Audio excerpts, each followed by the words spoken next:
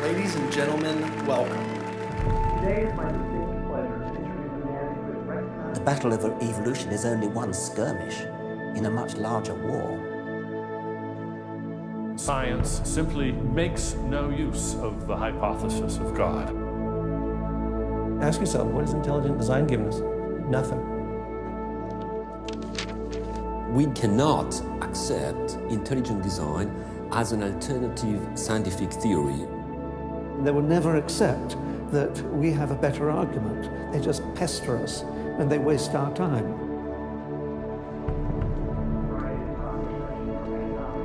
Civil rights to how to live your life in 10 easy steps. Today, Ben is speaking on the topic that has become increasingly important to him over recent years. While Ben has always been an ardent supporter of science, lately he has noticed an alarming trend in the scientific establishment that could have dire consequences for every American. Without further ado, please join me in giving a warm welcome for Mr. Ben Stein. Thank you. Thank you very much. Thank you very, very much. Thank you. Thank you very much, everybody. Thank you very much, gangsters. Thank you very, very much. Freedom is the essence of America. We're talking about freedom of speech, freedom of assembly, freedom from fear, freedom of religion. Martin Luther King said, America is essentially a dream, and he said it is a dream of freedom and equality, and freedom is the way to equality. And America simply would not be America without freedom. In every turning point in our history, the decision has always been about freedom. Freedom is what makes this country great. Freedom has allowed us to create, to explore, to overcome every challenge we have faced as a nation. But imagine if these freedoms were taken away. Where would we be? What would we lose? Well, unfortunately, I no longer need to imagine. It's happening. We are losing our freedom in one of the most important sectors of society, science. I have always assumed that scientists were free to ask any question, to pursue any line of inquiry without fear of reprisal. But recently, I've been alarmed to discover that this is not the case.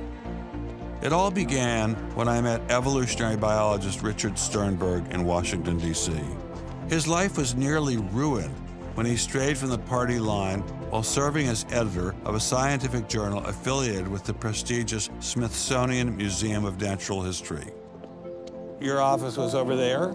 That's correct. This here is the West Wing. Directly ahead of us is the West Wing of the Natural History Museum. So now you're not there anymore because you're a bad boy. No, I'm not. No, I was exiled. You're a bad boy. You questioned the powers that be. What was Dr. Sternberg's crime? He dared to publish an article by Dr. Stephen Meyer, one of the leading lights of the intelligent design movement. The paper ignited a firestorm of controversy merely because it suggested intelligent design might be able to explain how life began. As a result, Dr. Sternberg lost his office, his political and religious beliefs were investigated, and he was pressured to resign. The questioning of Darwinism was a bridge too far for many. The mentioning of intelligent design that occurs at the end of the paper was over the top. And I think the intelligent design proponents have raised a number of very important questions. And you wanted to get those questions brought up and discussed. Placed on the table. Placed on the table. People were so upset about it. They were so upset that you could see they had a physical emotional reaction. Wow. They were saying that Stephen C. Meyer is a well-known Christian, that Stephen C. Meyer is an intelligent design proponent, that Stephen C. Meyer is a Republican. It was all couched in terms of religion, politics, and sociology. The way the chair of the department put it is that I was viewed as an intellectual terrorist. Terrorist? Because of giving the topic of intelligent design some modicum of credibility. What happened to Dr. Sternberg was terrible, but surely it was just an isolated case. I was still pretty skeptical, so naturally I checked in with the head of the Skeptics Society, Michael Shermer. So I can't prove there is no God, or Yahweh in your case, any more than I can prove there is no Isis, Zeus, Apollo, Brahma, Ganesha, Mithras, Allah, or for that matter, the flying spaghetti monster. And think about just one thing. Why would the aliens look like this? Well, these are bipedal. Who drew that? Skepticism, it's not a position you take. It's just an approach to claims. This one is called the borderlands of science, where sense meets nonsense. Is intelligent design nonsense? Well, it's unproven. So in that sense, it's nonsense. So I would put it in the sort of shaded areas between good, solid science and total nonsense. You know, it's sort of 3/4 of the way toward the nonsense side. But you think, nevertheless, people should be allowed to speak about it and publish papers about it? They are free to write and publish and be heard in public forums and go to conferences just like everybody else does. Well, what if a person published something, say at the Smithsonian, in favor of intelligent design and then lost his job over it? And it had been peer-reviewed, and published, and then he lost his job over it anyway. What would happen? What do you think about that situation? I think that particular situation, there was something else going on. What was going on? I don't know. I mean, I don't know, because I don't know, but I think there had to be something. People don't get fired over something like that. You roll up your sleeves, you get to work, you do the research, you get your grants, you get your data, you publish, and you work your butt off, and that's how you get your theories taught. Well, but wait a minute. What if you try and roll up your sleeves and go to work and work your butt off, and they say, well, we're going to fire you if you even mention the word intelligent design? I don't think that's happening. Where is that happening? George Mason University.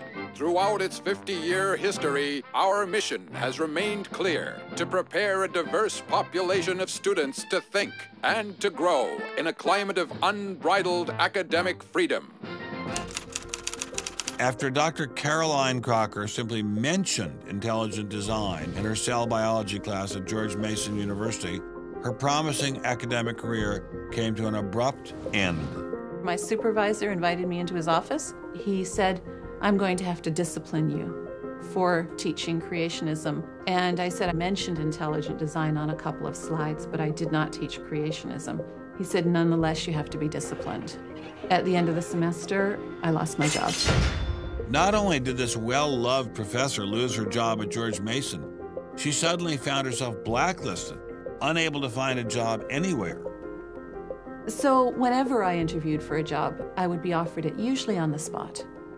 Since this has happened, and since people can Google my name, I'm finding that when I send my credentials, I do get interviews, I get many interviews, but I never get offered a job. I don't tell them about my science sin. I was only trying to teach what the university stands for, which is academic freedom. There's nothing to be learned in neurosurgery by assuming an accidental origin for the parts of the brain that we work on. It wasn't just biologists who were feeling the Darwinist wrath.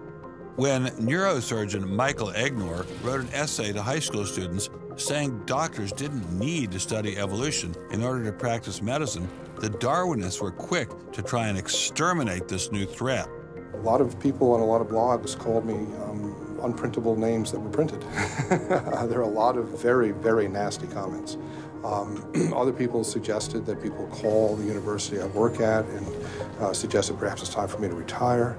I realized when I kind of went public with my doubts about the adequacy of Darwin's theory that I would encounter criticism. What has amazed me is the viciousness and the sort of baseness of it. I'm an old guy, I have tenure, I'm academically safe, but the young people and what is happening to them in America right now because of this scientism gulag is really terrible. Apparently, Professor Marks was not as safe as he thought. A few months after this interview, Baylor University shut down his research website and forced him to return grant money once they discovered a link between his work and intelligent design.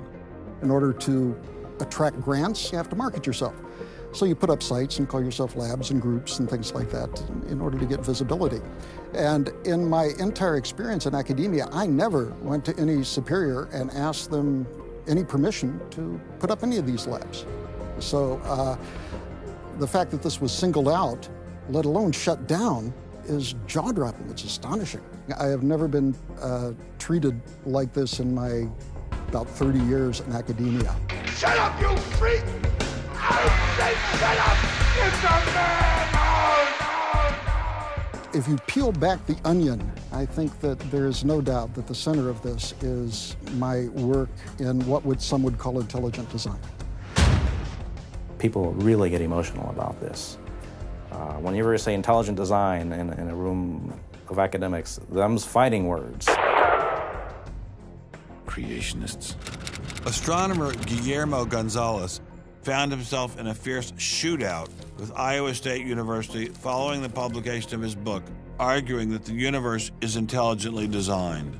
Despite a stellar research record that has led to the discovery of several planets, his application for tenure was denied, putting his career in jeopardy. I worried about my tenure a little bit in 2005 when the petition was being circulated because I viewed that as a strategy of Hector Avalos and his associates to try to poison the atmosphere on campus against me because he knew I wasn't tenured yet and I was very vulnerable. I have little doubt that I would have tenure now if I hadn't done any professional work on intelligent design. Dr. Gonzalez had this advice for scientists who might be thinking about following his example. If they value their careers, they should keep quiet about their intelligent design views. We know there are times and places to be quiet, and other times and places when we can make noise if we want to. Will you show us? Of course. Boys and girls, how would you like to show some of the ways we know of being quiet? It's the kind of thing where you just learn to keep your mouth shut. In addition to those scientists who were willing to appear on camera, we encountered many more who didn't dare show their face for fear of losing their jobs. You use an intelligent design perspective to get the research done, but you're not allowed to talk about it in public. And so there is definitely incentive, if you think about it, for people to remain within the mainstream. You know, what's he up to? What is he thinking? Is he one of them? That kind of thing. If I write intelligent design, they hear creationism. They hear religious right. They hear theocracy. So it appears Mr. Shermer, the self-styled skeptic, was wrong on this one. Intelligent design was being suppressed in a systematic and ruthless fashion. But maybe intelligent design should be suppressed. I didn't like what was happening to these scientists, but on the other hand, we don't want our kids being taught that the Earth is flat or that the Holocaust never happened. It was time to ask the scientific establishment what was so bad about intelligent design. Intelligent design people are not genuine scientists. Intelligent design is a racket. It's just propaganda. The only intelligent thing about it is to have got people to call it that. It's really very stupid as well. Everybody knows science education in America is appalling. What we don't need at this time is intelligent design in the classrooms. To present intelligent design stunts their educational growth. It stunts their intellectual growth. But what I don't understand is how these animals could have been on Earth millions of years before man. And the Bible says the whole Earth was created in only 6 days. It wasn't just the educational aspects of intelligent design that had scientists concerned. Many suspected the movement masked a much larger agenda.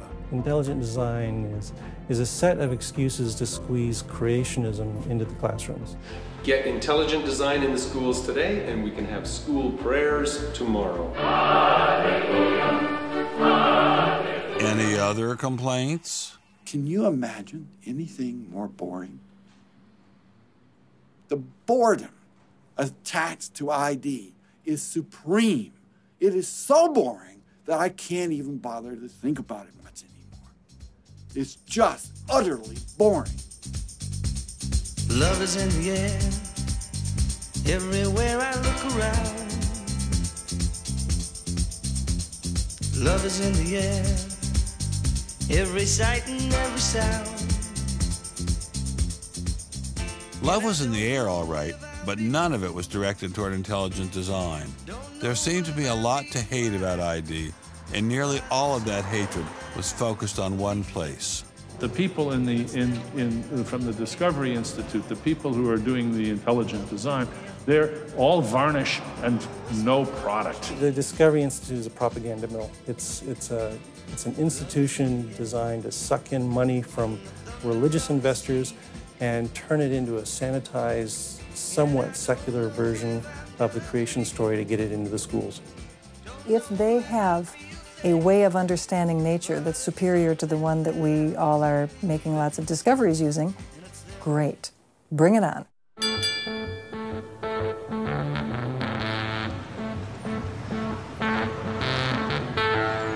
We are really, really lost. I think it's on 3rd. I think it's on 3rd. I think it's down there. I have no idea where this place is.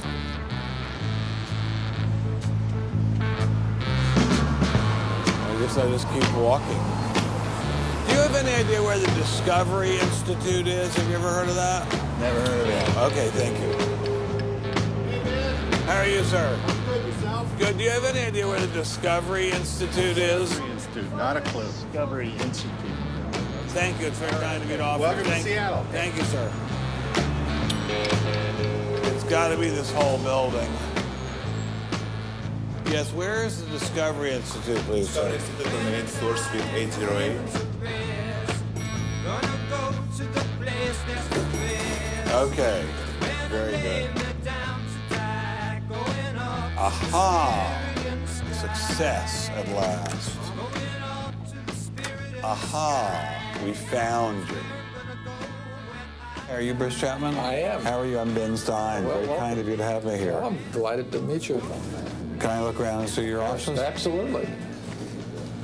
Do you just have this floor, or do you have several other floors as well? No, this is it. This is it? You've made an awful lot of trouble for being in such a small office. I thought it was going to be like the Pentagon. We're like the little boy that said the emperor has no clothes. And he didn't have a big organization either. When you go around and raise funds, your people are not saying to you, by the way, we're going to get all these scientists out of the classroom and put Christ back in the classroom. Well, I don't know that Christ has ever been in the science classroom. This is not a religious argument. This is something that people, we have fellows who are Jewish or agnostic or various other things. There are people, there are Muslim scientists. There are people of all kinds of backgrounds who agree that Darwin's theory has failed. And so why would you bring religion into it? You don't need to religion. This is a red herring, Ben. People who don't have an argument are reduced to throwing sand in your eyes. Well, if the Discovery Institute could get its wish about this subject, what would your wish be? Well, on this subject, as on others, we'd like people to be able to have a robust dialogue and even a debate where the evidence, the best evidence, but in this case, the best scientific evidence is made available to people. Well, surely no one questions there should be a debate.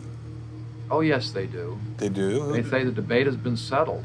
Well, that the issue's when settled. was the debate settled? Ben, I'd like you to talk to the scientists. You don't want to get your science from me.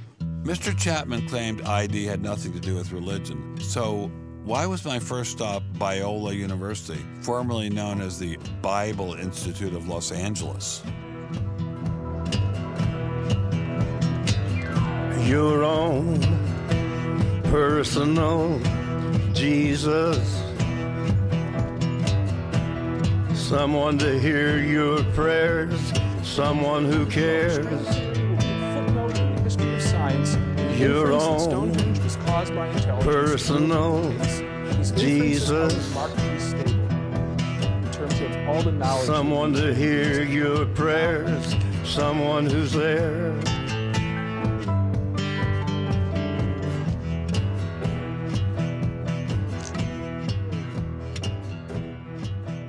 How much money have you ever gotten from Jerry Falwell? $0. How about Pat Robertson? 0. Are you a minister? No. Are you a priest? No. Pastor? No. Youth pastor? Oh, I did teach Sunday school once. Has this all been resolved? I mean, aren't we all Darwinists now? Except for a few cranks like you? Well, it's a funny thing that questions that aren't properly answered don't go away. This question is loaded with all kinds of political baggage, but one-on-one at a scientific meeting after the third or fourth beer, my experience has been that many evolutionary biologists will say, yeah, this theory's got a lot of problems. So you mean to tell me that there really is a debate among scientists about whether or not evolution occurred? Well, evolution is a kind of funny word. It depends on how one defines it. If it means simply change over time, even the most rock-ribbed fundamentalist knows that the history of the Earth has changed, that there's been change over time. If you define evolution precisely, though, to mean the common descent of all life on Earth from a single ancestor via undirected mutation and natural selection, that's textbook definition of neo-Darwinism, biologists of the first rank have real questions. But the modern theory of intelligent design is just microwaved creationism. I don't think that's the case. Creationism, properly understood, begins with the Bible and says, how can I fit the Bible into the data of science? Intelligent design doesn't do that. Intelligent design is the study of patterns in nature that are best explained as a result of intelligence. So intelligent designers believe that God is the designer? Not necessarily. Intelligent design is a minimal commitment scientifically to the possibility of detecting intelligent causation. Dr. Nelson didn't sound like a crazy person, but I still suspected ID was nothing but reheated creationism.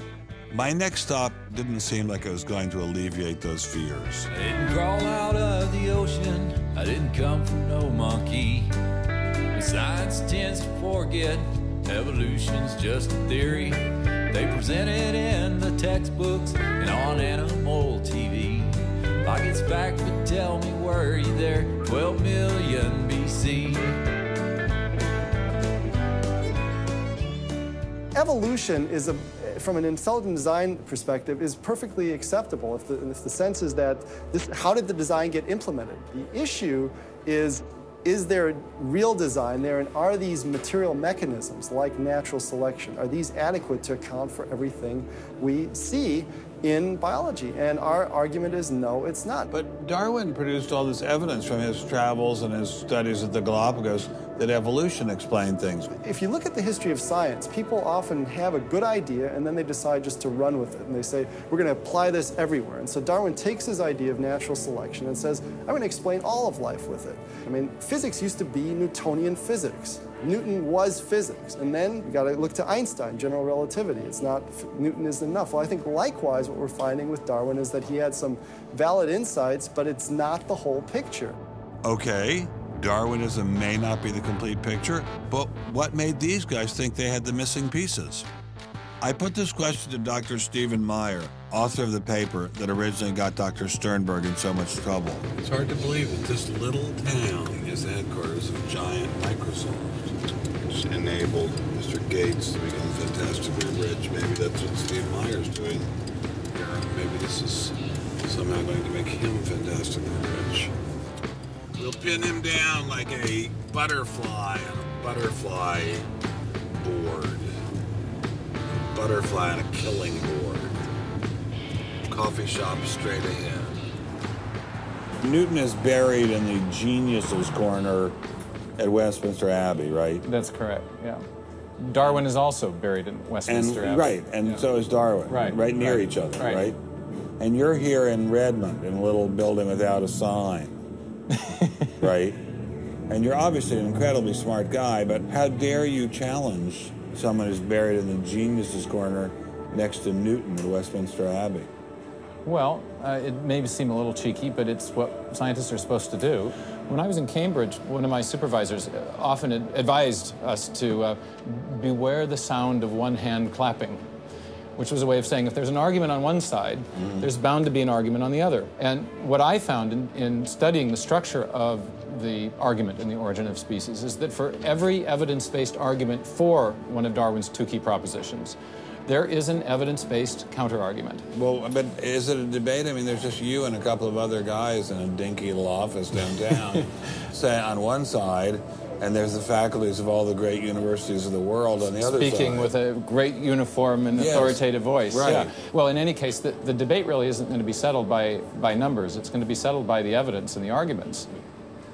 While I was still in Bill Gates country, Dr. Meyer recommended I check in with molecular biologist Jonathan Wells. What kind of names do they call you? Creationist. What do you say back to them when they say you're a creationist? Well, I usually don't get the opportunity. What's at stake for you personally here? First of all, I love science. I think the way Darwinism corrupts the evidence, distorts the evidence, is bad for science. Well, the other scientists would tell you to just shut up if you love science, okay? Because you're sort of being a bomb thrower into science. I am upsetting the apple cart, and I think it deserves to be upset in this case. Why? Because the evidence is being distorted to prop up a theory that I think doesn't fit it. Was Darwinism really that bad? Perhaps a change of scenery would give me a fresh perspective. Quand je t'ai vu au coin de la rue, tout est vide, j'ai cru que tous les deux, sous le ciel bleu, nous serions très heureux.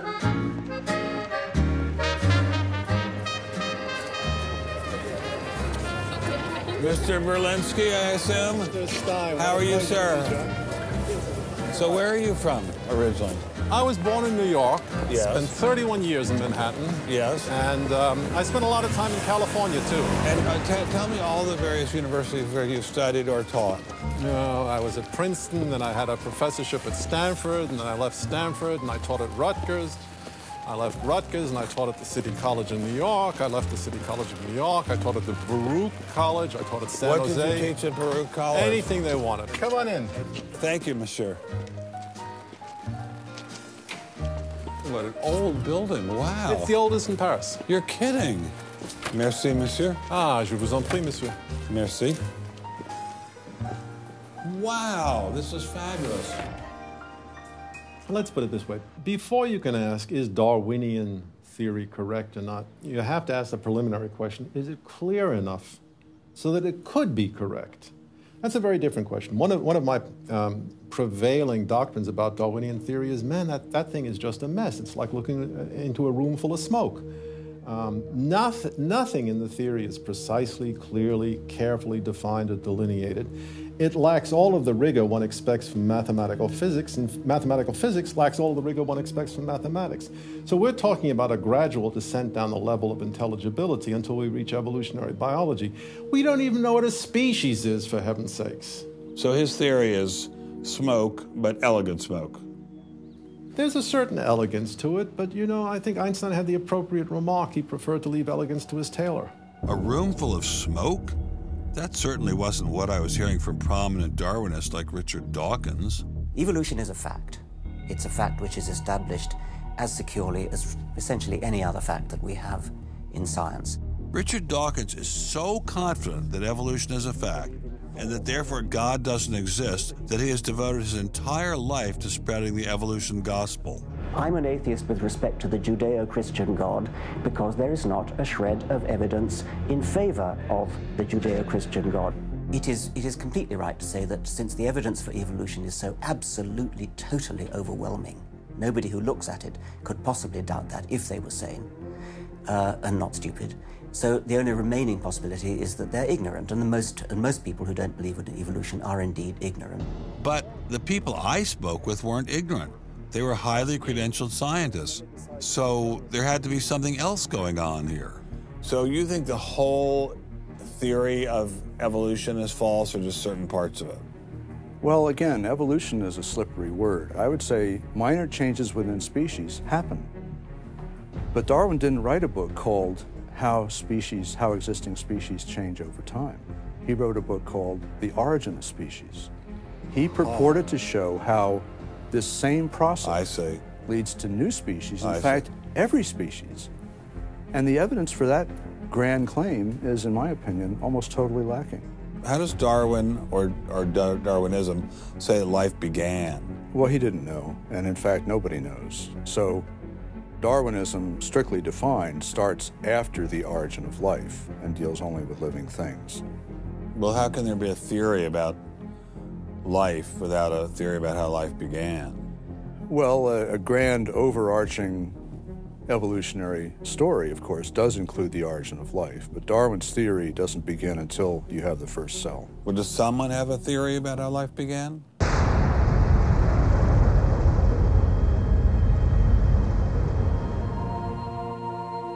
This is the story of a small planet in space called Earth. For a typical Darwinian explanation of how life originated, Dr. Wells directed me toward this documentary.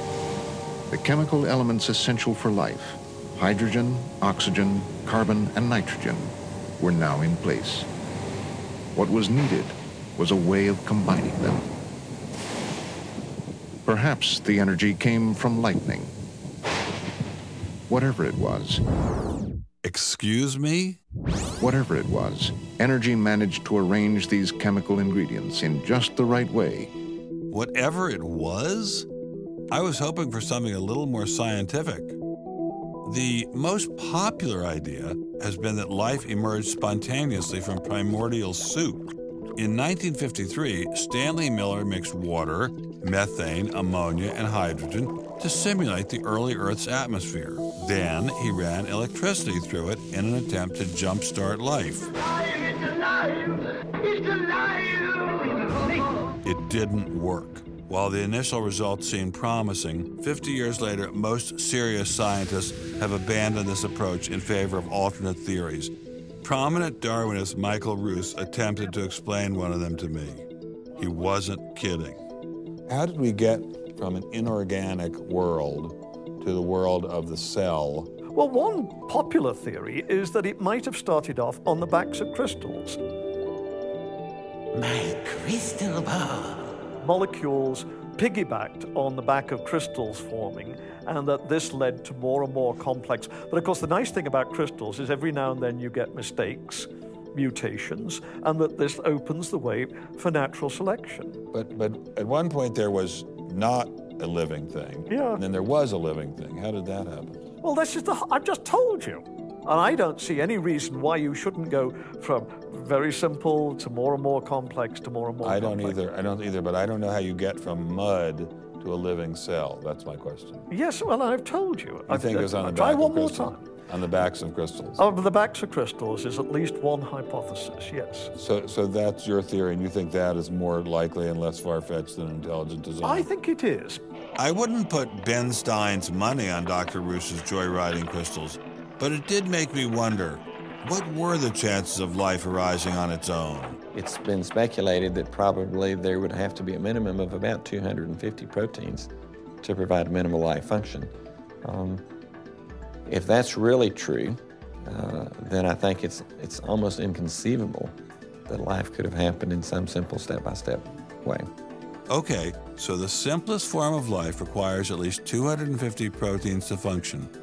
What's so difficult about that? Welcome to the Casino of Life. Who wants to spin for a chance to win? Oh, sure. I'll give it a shot. What do I win? Take a look at this. Huh? How about the world's first single-cell organism? This perfectly aligned string of proteins could be yours. Now, take a spin.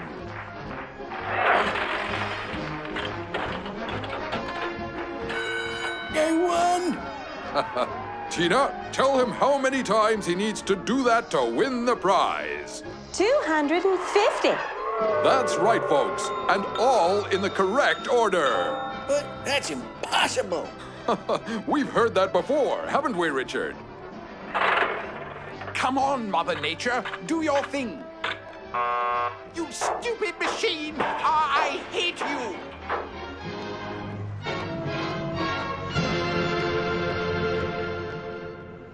We're talking about something that's staggeringly improbable, roughly 1 in a trillion. Let all of life choose a million, a trillion. The number is essentially zero. Something has to skew nature to choose the ones that work. So, in the game of life, it looks as if the house always wins. Luckily, some serious scientific minds have figured out a way to beat the odds. Directed panspermia.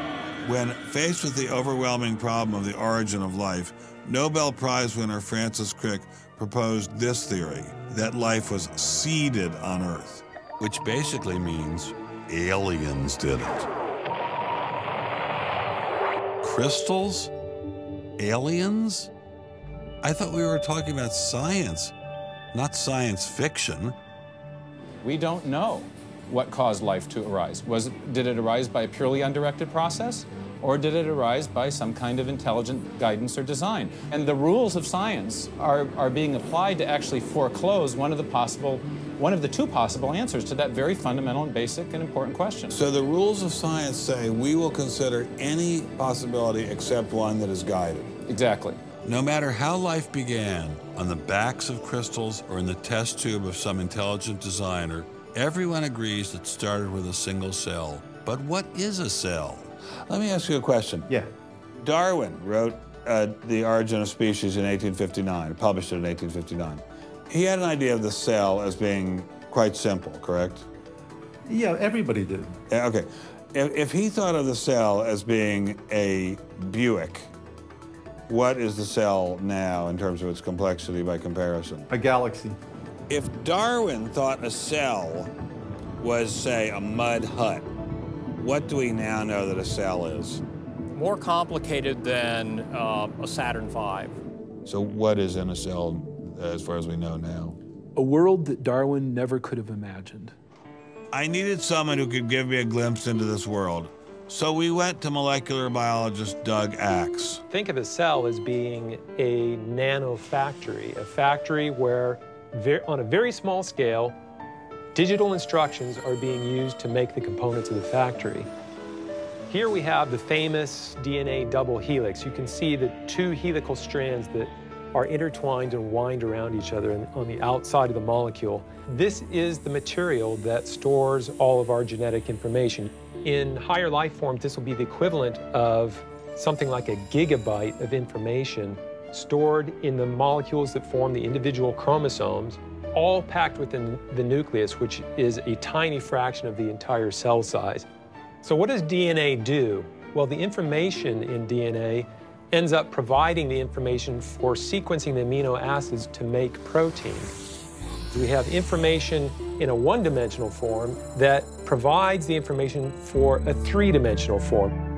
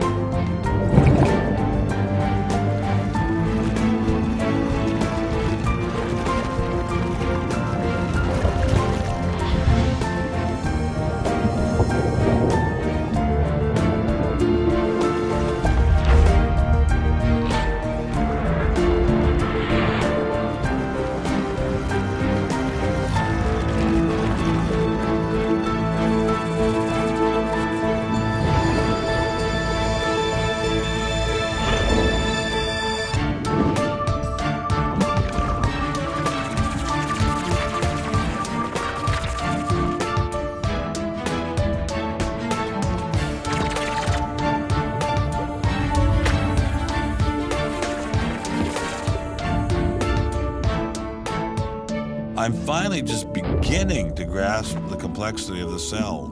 Are there systems within the cell that go well beyond Darwinian evolution? Some type of cellular technology that drives adaptation, replication, quality control, and repair? What if these new mechanisms have massive design implications? Well, I say, so be it. The cell really is like nothing we've ever seen in the physical world. That's got to be firmly grasped. That's not something we can just say, oh, well, it's just a little bit more of the same old, same old. It's not the same old, same old. We are finding is that there's information that's in the cell that cannot be accounted for in terms of these undirected material causes. So there's, it has to be. And so there's some other, so there has to be an information source. So one of the key questions faced by modern biology is, where do you get information from? Well, Darwin assumed that the increase in information comes from natural selection. But natural selection reduces genetic information, and we know this from all the genetic population studies that we have. And where does the new genetic information going to come from? Well, that's the big question. So when we find information in the DNA molecule, the most likely explanation is that it too had an intelligent source. I mean, we need engineering principles to understand these systems, okay? I mean, it's only because of our advancements in nanotechnology that we can even begin to appreciate these systems. But using intelligent design didn't seem to stop the scientists I spoke with, so why all the controversy? Suppose we find, simply as a matter of fact, that our scientific inquiries point in one direction. Which is that there is an intelligent creator. Why should we eliminate that from discussion? Streng verboten? How come? Why? Streng verboten. Very good. What does streng verboten mean? Strongly forbidden. Strongly forbidden. You've got two possible hypotheses. You've got a wall through the middle of through your brain, in effect, through your thinking. You say, well, you can't consider anything on this side of the wall. Only hypotheses on this side of the wall are permissible for consideration. What about academic freedom? I mean, can't we just talk about this? Their reply is that science is not a democratic process. Oh, really? And that there is a consensus view. But wait a minute, we are to subscribe to the wait a second, view. but Darwin challenged the consensus view, and that's how we got Darwinism. If Darwin wanted to challenge the consensus today, how would he do it? Science isn't a hobby for rich aristocrats anymore. It's a multi-billion-dollar industry. And if you want a piece of the pie, you've got to be a good comrade. Scientific ideas. How we get them to you, the people. Every idea must be inspected to ensure that it is safe. All theories must pass through a series of checkpoints. First, the Academy. Getting a controversial theory through the Academy can be dangerous. Few people know this better than Congressman Mark Souder.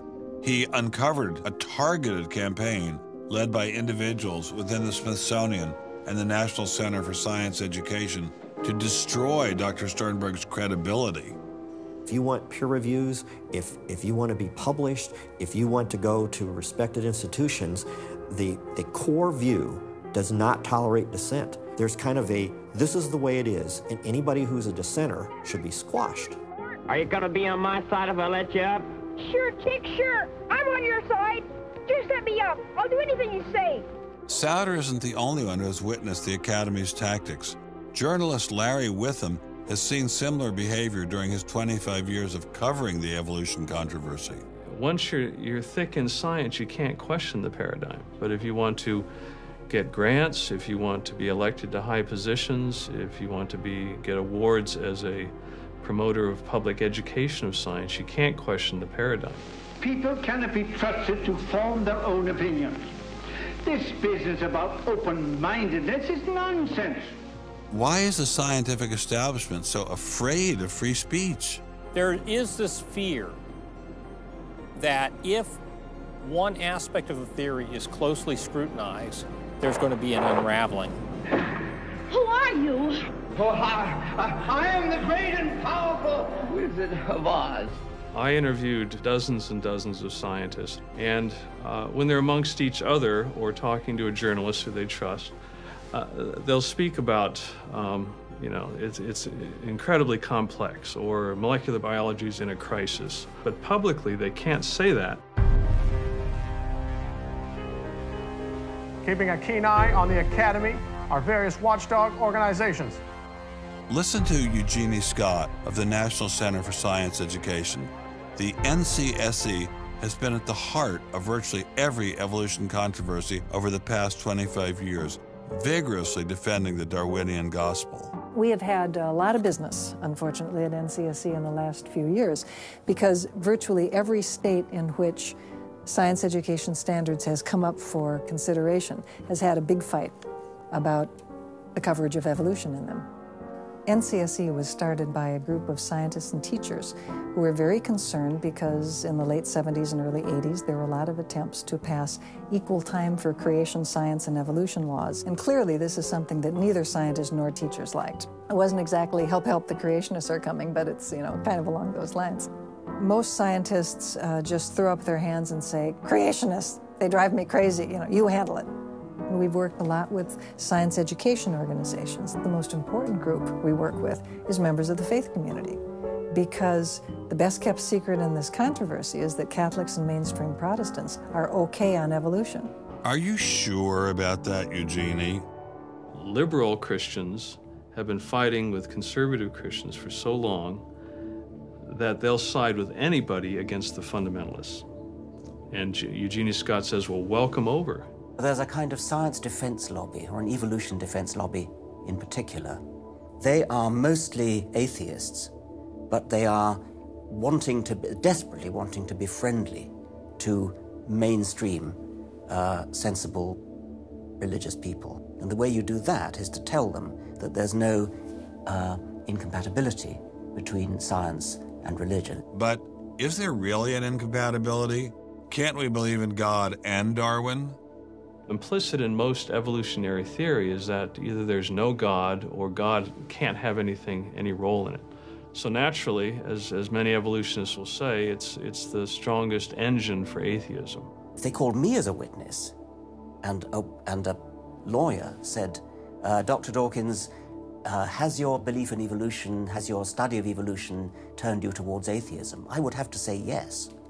And that's the worst possible thing I could say for winning that court case. So people like me are bad news for the science lobby, the evolution lobby.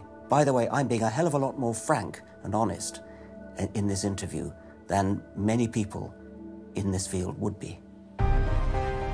Working hard to keep ideas in check are our friends in the media. Morning, paper. Paper, mister? The tendency of the media is to side with the establishment because they inherently agree with the establishment. Eugenie Scott, my understanding is that there is not a single peer-reviewed article out there that supports intelligent design. Am I wrong? You are not wrong. You are correct.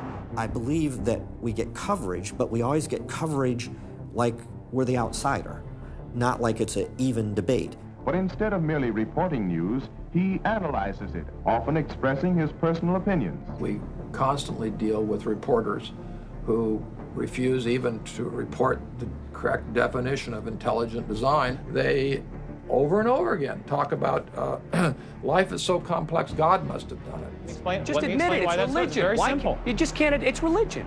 It's a wanton distortion of our position. So you'd ask.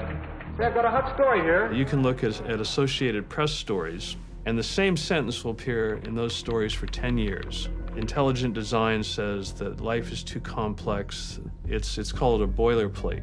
And the reporter never reports anymore or gets any new ways to say it, so the public understanding never advances.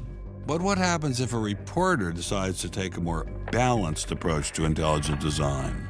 There might be remarkable pressure on that reporter not to side against the evolutionists. I thought I told you to kill that story. Few reporters have learned this better than author and journalist Pamela Winnick.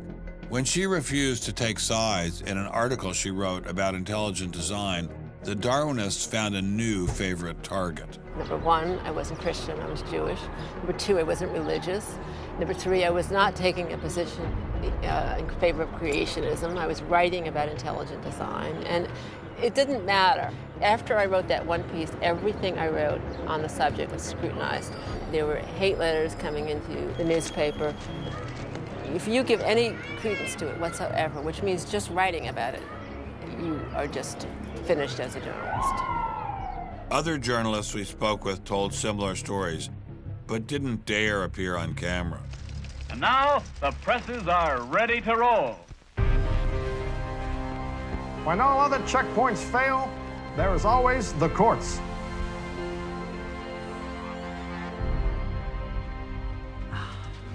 We have spent an enormous amount of time trying to prove to the court what everybody already knows, that intelligent design is a particular religious belief. But I thought scientific questions were settled by the evidence, not by taking people to court and suing them. How do other countries deal with such disputes? Dr. Marcy Giertuk, a population geneticist who now represents Poland in the European Parliament, was able to shed some light on this topic. The censorship of teaching criticism of evolution is and always was much stronger in, say, in your country, in the United States, than it ever was in Poland. Why? Why would the censorship? That is because you have a political correctness in your country. These issues are brought to court, and the court says what you can and what you cannot teach. We want to know what you teach, what books you use, how you teach it. We never had that sort of way of deciding scientific issues in Poland. We never had the courts involved.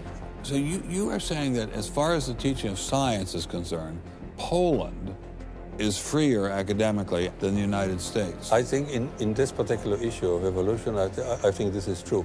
But how effective are the courts in deciding such matters? What about the general idea that intelligent design is doomed as a result of several recent legal setbacks? I think court cases don't decide anything. I mean, if you look at the Scopes trial, who won that trial? It wasn't the evolutionists. I mean, it was the Tennessee law was upheld, barring evolution. And yet, in the popular imagination, Scopes is the hero. Inherit the Wind, that movie, which is really bogus history based on the Scopes trial, has carried the day. These issues go much deeper than any decision by a judge. The evolution debate does seem to run much deeper than the courts, much deeper even than science. To generate this level of hostility, ID must threaten something at the very core of the Darwinian establishment. The entire globe is today the site of a momentous conflict. It is the challenge of ideas.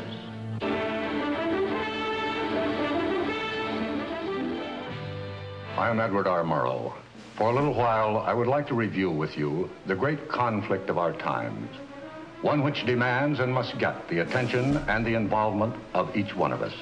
This conflict over the principles of evolution has become a religious war. It really is no longer about scientific investigation. It is total competition with an antagonist who is putting into it everything within his capability. The situation has reached a point where many of evolution's top apologists have switched from defending Darwinism to attacking religion in what they see as a bid to stamp out intelligent design at the source. Richard Dawkins is the best example of this. His recent book, The God Delusion, has sold over 1 million copies worldwide. The God Delusion is my long-expected, long-worked-on, full-frontal attack on religion. To me, science is about trying to explain existence, and religion is about trying to explain existence. It's just that religion gets the wrong answer. But is Dawkins correct? Are science and religion really at war? For an appraisal of this continuing and protracted conflict, we can go to a reporter who has watched the growing conflict with the perception of a trained military observer. Oxford professor Alistair McGrath, author of The Dawkins Delusion, seemed like the ideal person to answer my question. Richard Dawkins has a charming and very, I think, interesting view of the relationship between science and religion. They're at war with each other, and in the end, one's got to win, and it's going to be science.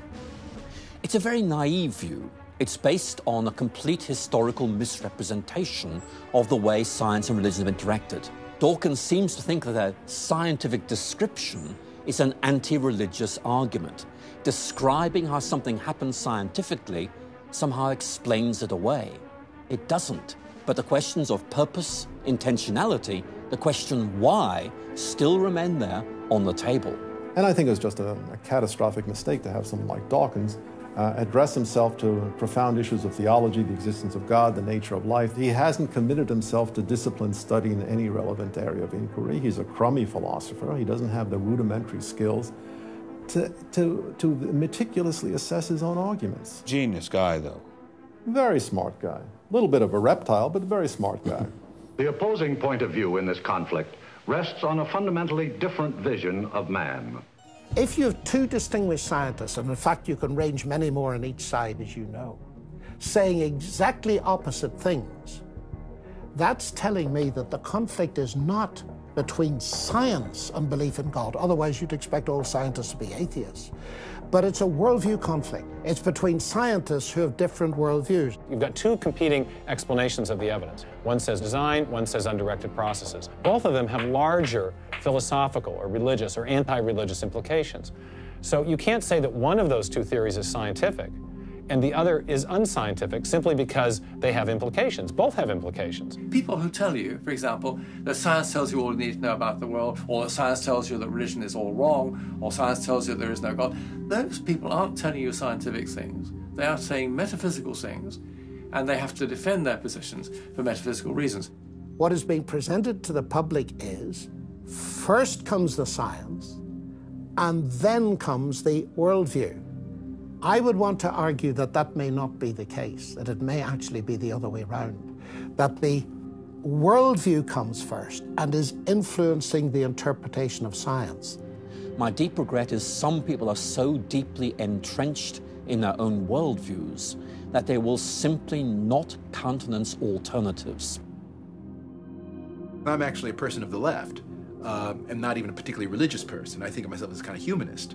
And I think it's sending a very bad message to religious people who are interested in science, that in some sense, in order to do science credibly, they have to leave their religious beliefs at the door. The founders of early modern science, Sir Isaac Newton, Robert Boyle, Johannes Kepler, Galileo, most of these early scientists all not only believed in God, but they thought their belief in God actually made it easier to do science. You can be religiously motivated and you can do good science. And they have more often gone together than not gone together. Admitting our biases is the best way towards rational discussion, which I would welcome. Rational debate is a nice thought, but it's nearly impossible in the current climate. I'd seen the chilling effect that this unquestioning devotion to Darwinism has had on science, but were there other consequences? No gods, no life after death, no ultimate foundation for ethics, no ultimate meaning in life, and no human free will are all deeply connected to an evolutionary perspective. You're here today and you're gone tomorrow, and that's all there is to it. Dr. Will Provine, professor of the history of biology at Cornell University, gave us another disturbing glimpse into where Darwinism can lead. Oh, I was a Christian, but I never heard anything about evolution because it was illegal to teach it in Tennessee. Dr. Provine's first biology professor changed all that. He started talking about evolution as if it had no design in it whatsoever. And I came up to him and I said, "You've left out the most important part." And he said, "If you feel the same way at the end of one quarter, I want you to stand up in front of the students in this class and tell them this deep lack in evolution." And I read that book so carefully, and I could find no sign of there being any design whatsoever in evolution. And I immediately began to doubt the existence of a deity. But it starts by giving up an active deity. Then it gives up the hope that there's any life after death. When you give those two up, the rest of it follows fairly easily. You give up the hope that there's an immanent morality. And finally, there's no human free will. If you believe in evolution, you can't hope for there being any free will. There's no hope whatsoever of there being any deep meaning in human life. We live, we die, and we're gone. We're absolutely gone when we die. Dr. Provine is no stranger to the prospect of death. Nearly a decade ago, he was diagnosed with a large brain tumor. Let's suppose my tumor comes back, as it almost certainly will. Well, I'm not going to sit around like my older brother did last year, and he was dying of ALS, Lou Gehrig's disease. He wanted desperately to die, but we couldn't help him die. I don't want to die like that. I'm going to shoot myself in the head long before then. I'm going to do something different.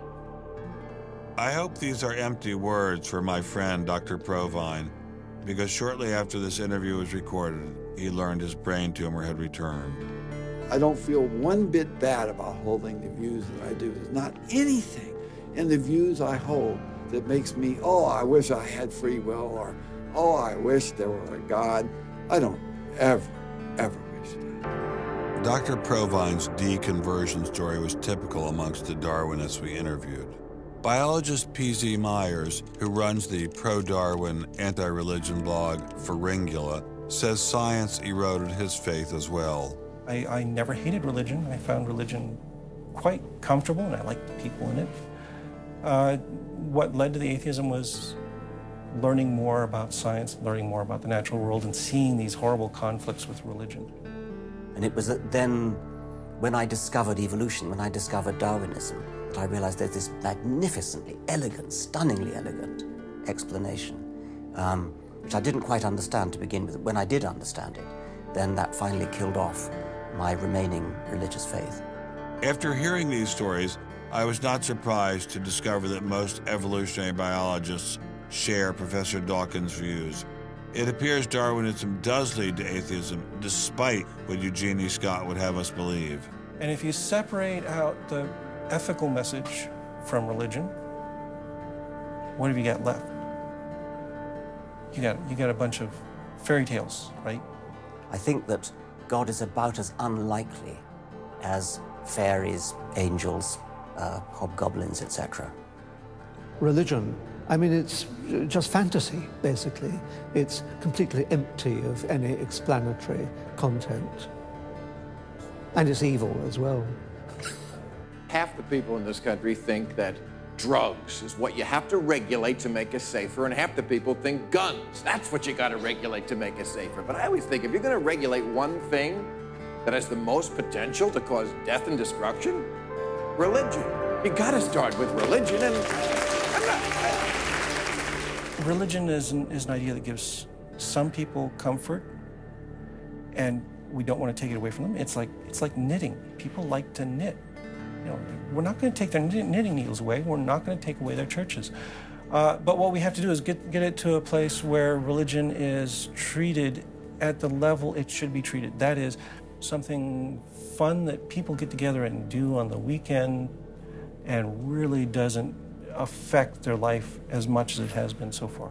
So What would the world look like if Dr. Myers got his wish? Greater science literacy, which is going to lead to the erosion of religion. And then we'll get this nice positive feedback mechanism going, where as religion slowly fades away, we get more and more science to replace it.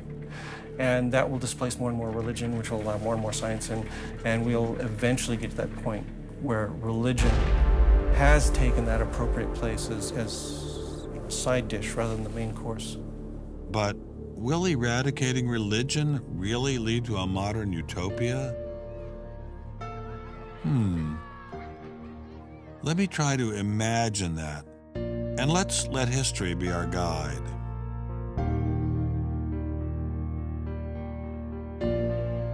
In part, I think Matthew Arnold put his hands on it when he spoke about the withdrawal of faith.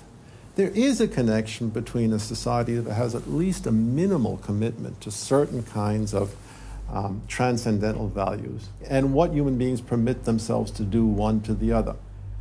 That got me thinking, what other societies have used Darwinism to trump all other authorities, including religion? As a Jew, my mind leapt to one regime in particular. The connection between Hitler and Darwin is, of course, historically a difficult connection because they were separated by a good many years. One was English, one was German. Nonetheless, if you open Mein Kampf and read it, especially if you can read it in German, the correspondence between Darwinian ideas and Nazi ideas just leaps from the page. Of course, you have to add every historical caution. Not everyone who read Darwin became a Nazi. Obviously not. No one is making that case. Darwinism is not a sufficient condition for a phenomenon like Nazism, but I think it's certainly a necessary one. This was a connection I had to explore personally.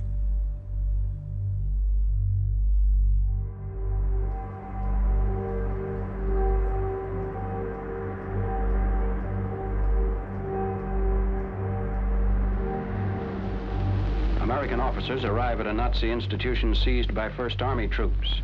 Under the guise of an insane asylum, this has been the headquarters for the systematic murder.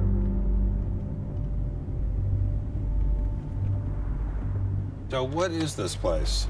During Second World War, 15,000 people were killed here. Why were they killed? They were killed because they were people with handicaps. Why kill them? What's the point of killing them? People who were not able to work, people who were not able to live by themselves, that they were useless eaters. Useless eaters. And life unworthy of living. This idea grew up in the 20s. So long before National Socialism, biologists, anthropologists, they thought that maybe mankind could, or the government could interfere into the growth of the population. I see. And they had the utopia that they would have a society without illness and without handicap. Alles Lebensschwache geht in der Natur unfehlbar zugrunde. Wir Menschen haben gegen dieses Gesetz der natürlichen Auslese in den letzten Jahrzehnten furchtbar gesündigt. Wir haben unwertes Leben nicht nur erhalten, wir haben ihm auch Vermehrung gewährt. Die Nachkommen dieser Kranken sahen so aus, die tiefer stehen als jedes Tier. So this was a Darwinian concept? Yes. And also a Malthusian concept, very much Malthusian. Malthusian? Thomas Malthus, who said that there was a shortage of resources, English philosopher, so there was a shortage. Yes, but the Nazis, they relied on Darwin. They relied on Darwin? Yes, Darwin and German scientists. Patients were led down this hallway to Nazi doctors who decided who would live and who would die. They were accompanied by 15 nurses. Nurses, yes. Nurses, male and female nurses. So nurses were helping lead them to their doom. Yes.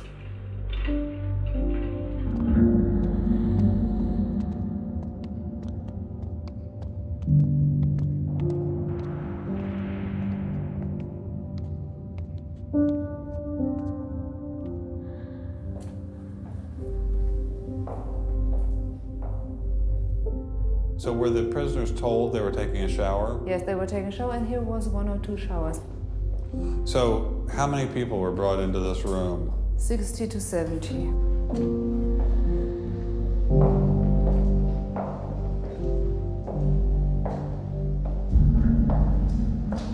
So what is this? This is the dissection table. Do you ever think to yourself, the sane ones were the ones lying here having their brains removed? The insane one was Dr. Gorgas and all the other people did? No, I don't think that, because I think those people who killed here, they were very sane because they had their purposes. They had purposes? Yes. I don't think they were insane.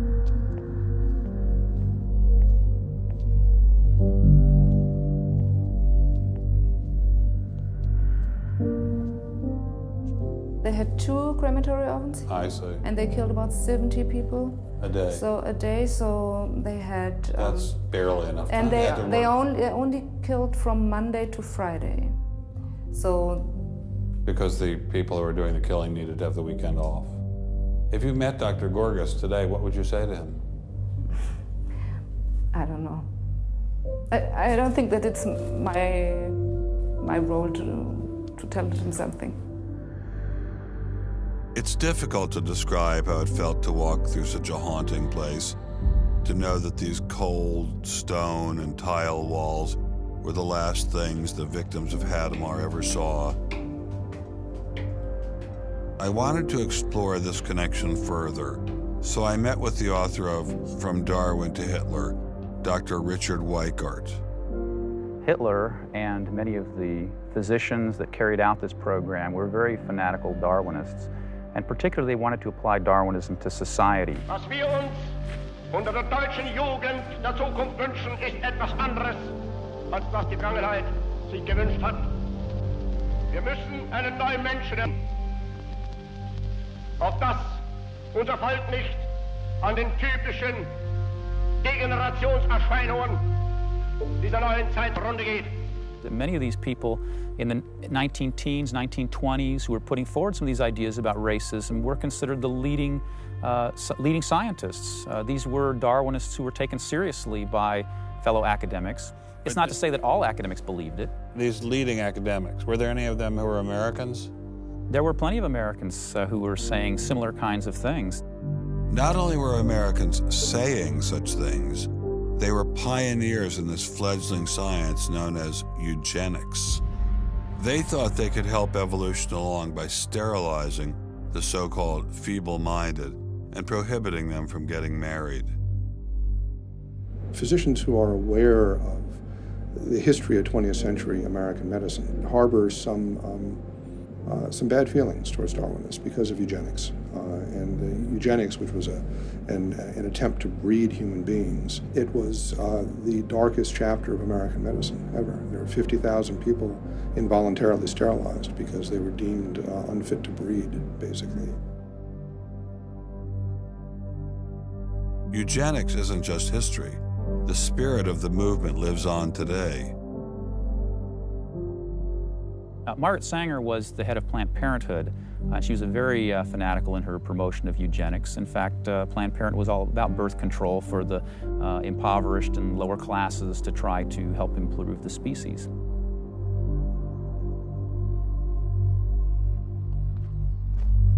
From Hadamar, I traveled with Dr. Weikart to Dachau, where the Nazis applied the ideas of eugenics on a massive mechanistic scale. When it was a fully functioning concentration camp, and what was the purpose of it? I mean, part of it was to repress political enemies. What was the rest of the purpose? Well, beyond the repression of the political enemies, which was its purpose at the very beginning, then later on it transformed into repressing racial enemies. And sometimes those categories overlapped because sometimes they thought that these people were political enemies because they were inferior biologically. The war itself was part of the Darwinian struggle for existence for Hitler. And he saw the extermination of the Jews as one of those fronts to this warfare going on as this Darwinian struggle for existence. Would you say that Hitler was insane? No, I wouldn't say he was insane. I think he had imbibed some very, very wrong ideas. And in fact, I think he took the logic of them in certain ways that brought him to take very radical solutions for them. Would you say he was evil? Oh, I'd definitely say he was evil. Is there such a thing as evil? Oh, I think there is. And is there such a thing as good? Oh, definitely. And evil can sometimes be rationalized as science. Oh, sure. And evil can sometimes be rational. When it's rationalized as science, and I think when it's rationalized in this particular way, in particular, I think Hitler thought he was doing good. He thought he was doing good. Oh, I think so. He thought he was benefiting. He thought he was benefiting humanity by driving evolution forward and creating a better humanity.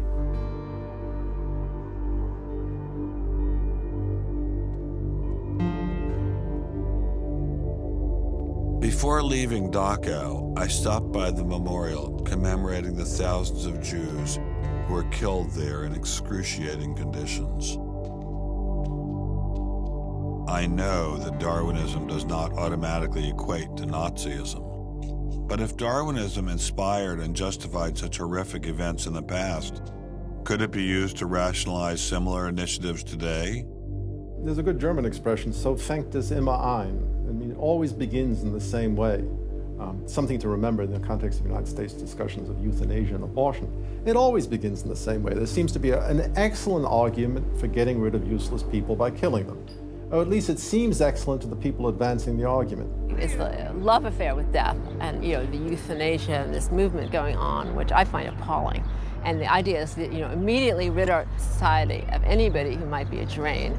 And think of people in economic terms. And I think that's where some of the Darwin fits in, actually. It's just a devaluing of human life. First of all, if you take seriously that evolution has to do with, the transition of life forms and that life and death are just natural processes, then one gets to be liberal about abortion and euthanasia.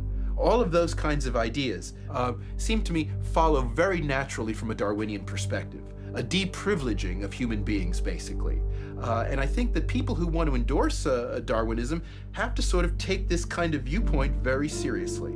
And when we see an elite, and it is an elite that controls essentially all the research money in science, saying there is no such thing as moral truth, science will not be related to religion.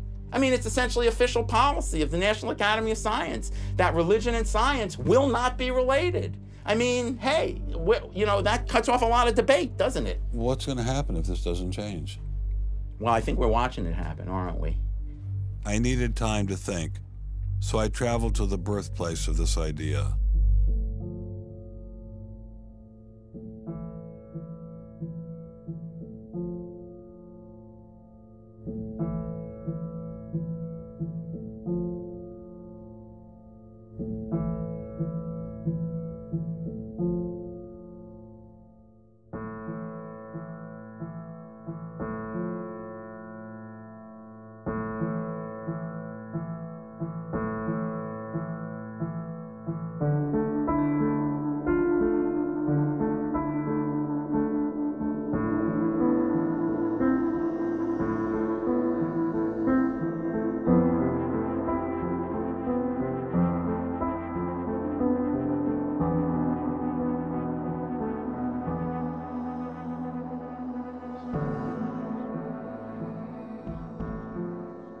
With savages, the weak in body or mind are soon eliminated. We civilized men, on the other hand, do our utmost to check the process of elimination. We build asylums for the imbecile, the maimed, and the sick. Thus, the weak members of civilized societies propagate their kind. No one who has attended to the breeding of domestic animals will doubt that this must be highly injurious to the race of man. Hardly anyone is so ignorant as to allow his worst animals to breed. Charles Darwin, The Descent of Man, 1871.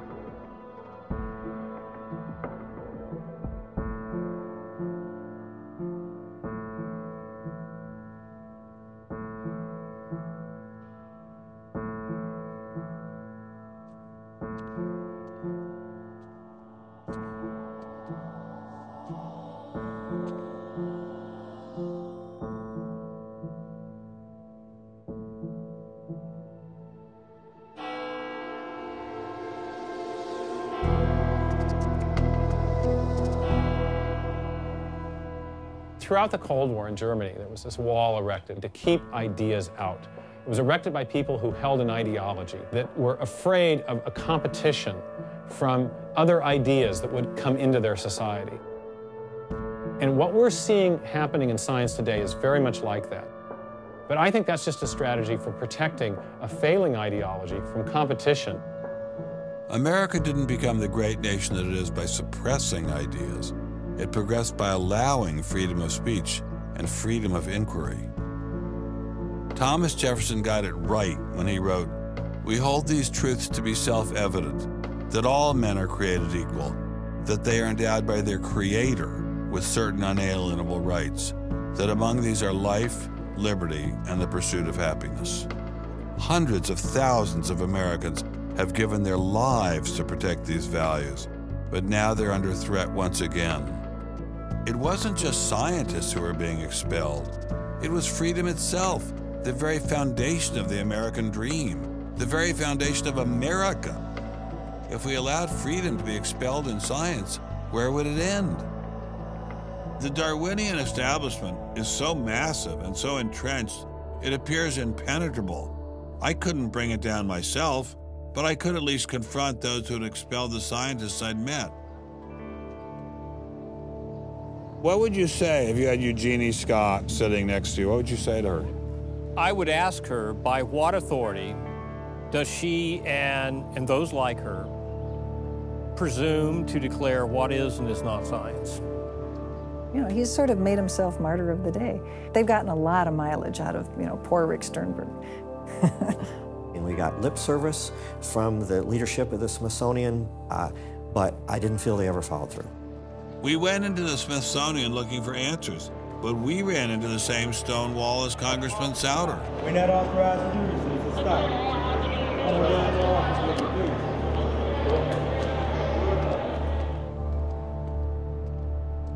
He said, nonetheless, you have to be disciplined, and I lost my job. We did get an interview with a spokesman from George Mason, but it was impossible to knock him off his script. Her contract was not renewed. It was simply not renewing her contract, which she satisfied. Her contract was not renewed, had nothing to do with the controversy of that topic of intelligent design. I have never been treated like this in my about 30 years in academia. We received a similar reception at Baylor University. They refused to admit that what had happened to Dr. Marks had anything to do with ID. Certainly the conversations I've had, this has not, the intelligent design situation has not been the thrust of the conversation. It's a procedural issue, and that's the way we dealt with it. Funny, that's not how Dean Kelly put things in his original email to Dr. Marks.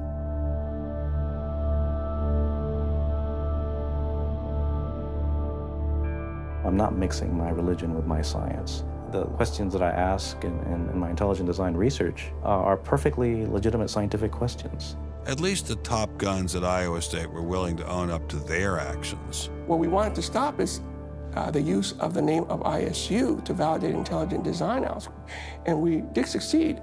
I really think a lot of Guillermo. He's a great guy. So, I mean, that's why I'm kind of disappointed, all right, that he should have just left this alone. That's, in my opinion, should have just left it alone. Dr. Hauptmann elaborated further on his great regard for Gonzalez. This is quoting an email from you to Mr. Avalos. You say, "Sometimes it is just best to ignore idiots," in reference to Guillermo. And then the religious nutcases should be challenged at every opportunity. Yeah, because, for example, you... in that case, I'm thinking more of, say, the creationist crowd who claims that God put all the animals on an ark and that's it, all right? That's where all of our animals came from today. That's crazy, okay? You shouldn't be insulting even children with that kind of thing.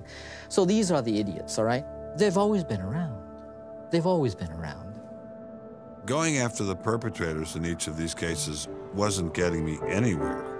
So I reconnected with Dr. Berlinski and Dr. Schroeder to see if they had any advice.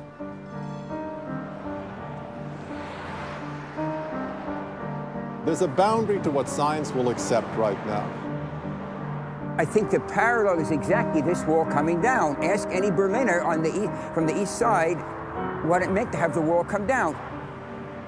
If it is possible to make a break in the wall that will allow academia to ask these fundamental questions that exist and allow them in the science classrooms as well. It'd be nice to see the scientific establishment lose some of its prestige and power. It'd be nice to see other questions being opened up. Above all, it'd be nice to have a real spirit of self-criticism penetrating the sciences. What can I do to bring down the wall? Is there anything I can do? Make it apparent to the world that a wall exists.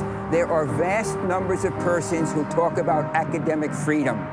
And there is academic freedom as long as you're on the correct side of the wall. But if you're on the wrong side of the wall, as we mentioned a few moments ago, you lose tenure, and that's a given. I took Dr. Schroeder's words to heart. Obviously, I couldn't take down the wall myself, but I could confront one of its modern architects.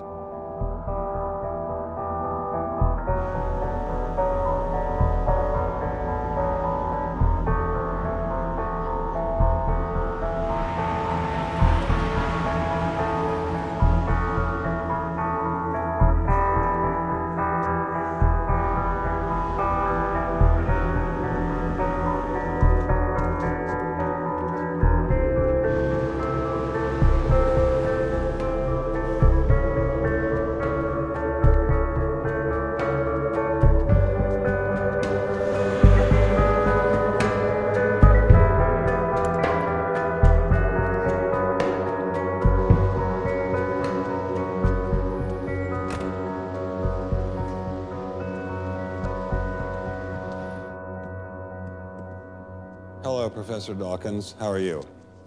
I'm Ben Stein. I'm so sorry to keep you waiting. How are you? Fine, thank you.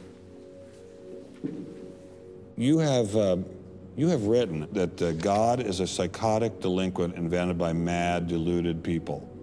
No, I didn't say quite that. I said something rather better than that. Oh, well, please tell us what you said. Please tell us what you said. Well, I would have to read it from the book. No, please. The God of the Old Testament is arguably the most unpleasant character in all fiction. Jealous and proud of it, a petty, unjust, unforgiving control freak, a vindictive, bloodthirsty ethnic cleanser, a misogynistic, homophobic, racist, infanticidal, genocidal, filicidal, pestilential, megalomaniacal, sadomasochistic, capriciously malevolent bully. So that's what you think of God? Yeah. How about if people believed in a God of infinite lovingness and kindness and forgiveness and generosity, sort of like the modern day God? Why spoil it for them? Why not just let them have their fun and enjoy it? I mean, I don't want to spoil anything for anybody. I write a book, people can read it if they want to. I believe that it is a liberating thing to free yourself from primitive superstition. So religion is a primitive superstition? Oh, I think it is, yes. So you believe it's liberating to tell people that there is no God? I think a lot of people, when they give up God, feel a great sense of release and freedom. Why do you think that? I mean, what's your dad? What's your scientist? What's your dad? I think, well, I've had a lot of letters saying that, and I've... There are 8 billion people in the world, Dr. Dawkins. How many letters have you had? No, I haven't done that. That's quite true. Professor Dawkins seemed so convinced that God doesn't exist that I wondered if he would be willing to put a number on it. Well, it's hard to put a figure on it, but I mean, I'd put it as something like, 99% against or something. Well, how do you know it's 99% against, say, and not 97%? No, I did. You asked me to put a figure on it, and I'm not comfortable putting a figure on it. I think I just think it's very unlikely. What? But you couldn't put a number on it? No, of course not. So it could be 49%. Well, it would be. I mean, I think it's unlikely, but it's quite far from 50%. How do you know? I don't know. I mean, I put an argument in the book. Well, then who did create the heavens and the earth? Why do you use the word who? You see, you immediately beg the question by using the word who. Well, then how did it get created? Well, by a very slow process. Well, how did it start? Nobody knows how it started. We know the kind of event that it must have been. We know the sort of event that must have happened for the origin of life. And what was that? It was the origin of the first self-replicating molecule. Right, how did that happen? I told you we don't know. So you have no idea how it started? No, nor has anybody. Nor has anyone else. What do you think is the possibility that intelligent design might turn out to be the answer to some issues in genetics or in evolution? It could come about in the following way. It could be that at some earlier time, somewhere in the universe, a civilization evolved by probably some kind of Darwinian means to a very, very high level of technology and designed a form of life that they seeded onto, perhaps this planet. Now, that is a possibility and an intriguing possibility. And I suppose it's possible that you might find evidence for that if you look at the details of biochemistry, molecular biology. You might find a signature of some sort of designer. Wait a second. Richard Dawkins thought intelligent design might be a legitimate pursuit? And that designer could well be a higher intelligence from elsewhere in the universe. Well, but that higher intelligence would itself have had to have come about by some explicable or ultimately explicable process. It couldn't have just jumped into existence spontaneously. That's the point. So Professor Dawkins was not against intelligent design, just certain types of designers, such as God. So the Hebrew God, the God of the Old Testament, he doesn't exist in your view? Certainly. I mean, that would be a very unpleasant prospect. And the Holy Trinity of the New Testament, nothing like that. Do you believe in any of the Hindu gods? Like Vishnu? How can you ask such a question? You don't, right? How could I? I mean, why would I, given that I don't believe in any others? You don't believe in the Muslim God? No. I mean, why do you even need to ask? Well, I just wanted to be sure. So you don't believe in any God anywhere? Any God anywhere would be completely incompatible with anything that I've said. I assume. Yeah. I just wanted to make sure you don't believe in any God anywhere. No. What if after you died you ran into God? He said, "What have you been doing, Richard? I mean, what have you been doing? I've been trying to be nice to you. I gave you a multi-million-dollar paycheck over and over again with your book, and look what you did." Bertrand Russell had that point put to him, and he said something like, "Sir, why did you take such pains to hide yourself?" But if the intelligent design people are right, God isn't hidden. We may even be able to encounter God through science, if we have the freedom to go there. What could be more intriguing than that?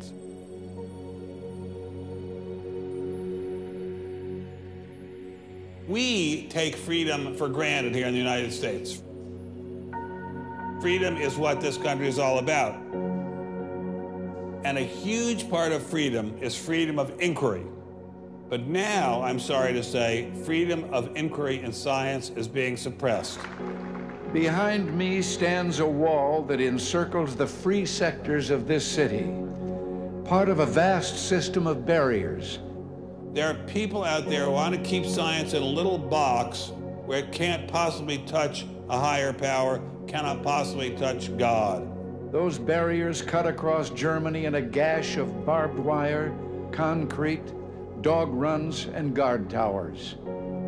If you believe in God, and you believe that there's an intrinsic order in the universe, and you believe that it's the role of science to try to pursue and understand better that order, you will be ostracized. I'm frightened by this, but I'm not going to let it stop me from investigating and from speaking. The wall cannot withstand freedom.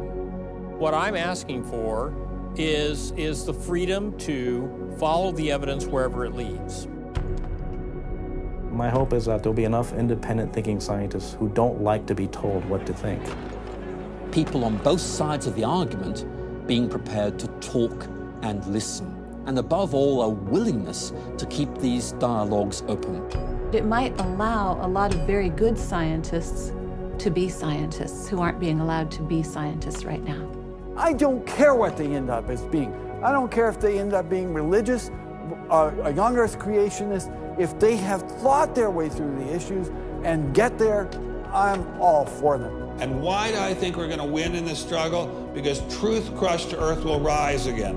To find out what's true has a value all of its own. If it has additional good consequences, so be it. Because no lie can live forever. And I believe that science gives us one perspective on the world, and our religious insight gives us another perspective on the world. And by putting the two together, they will see more deeply and more truly. And if we will stand up for freedom, freedom is the victor. And if we all do that, we will overcome.